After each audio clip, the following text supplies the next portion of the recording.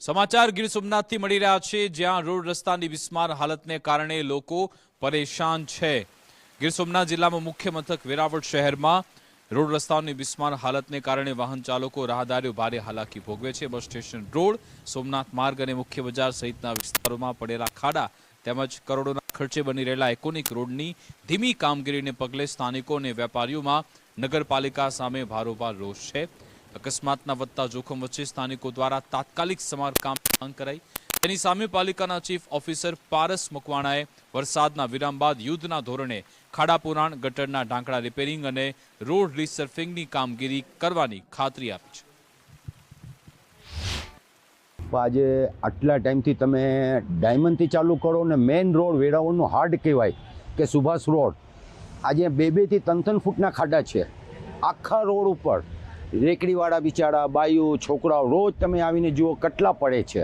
વેપારીઓ જે ટ્રાન્સપોર્ટના રેકડીવાળા આવે છે, રેકડીઓ ઊંધી વળી જાય છે। બે અઢી ફૂટના ખાડા છે, પણ નગરપાલિકા જોતી જ નથી, જોવા જ આવતી નથી। કેટલી રજૂઆતો કર્યા, પણ રજૂઆત તો સવાલ જ નથી આવતો। મેઇન રોડ છે, પોતે પણ નીકળતા હશે ત્યાંથી। હાલ વેરાવળ શહેરમાં જે રોડ રસ્તામાં ખાડા જોવા મળે છે, એની પાછળ વેરાવળ પાટણ સંયુક્ત નગરપાલિકા જ જવાબદાર છે। આજે વરસાદ બંધ થયો એને ઓછામાં ઓછા 30-35 દિવસ ઉપર થઈ ગયું છે, છતાં પણ આજ દિવસ સુધી વેરાવળ શહેરના એકેય રોડ રસ્તાના ખાડા પુરાણા નથી। અને હાલમાં જ વેરાવળ શહેરમાં જે આઇકોનિક રોડ વેરાવળ પાટણ સંયુક્ત નગરપાલિકા દ્વારા જે પાસ કરવામાં આવેલ છે, તે આઇકોનિક રોડ ખાલી કાગળિયા ઉપર બનતો હોય તેવું સ્પષ્ટ લાગી રહ્યું છે। મારી ખુદની પણ આઇકોનિક રોડ બાબતે મેં લેખિત ફરિયાદ કરેલી છે, આજ દિવસ સુધી તેનો પણ નિવારો કોઈ આવેલ નથી।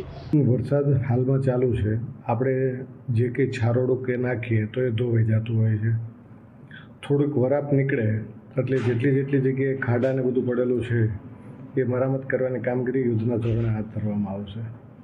ને 1 ફૂટ જેટલા ખાડા છે ને એમાં તો હું સહમત નથી, પણ વરસાદના કારણે જે સામાન્ય ઘટનાઓ બનતી હોય છે ખાડા પડવાની, એ હોઈ શકે છે।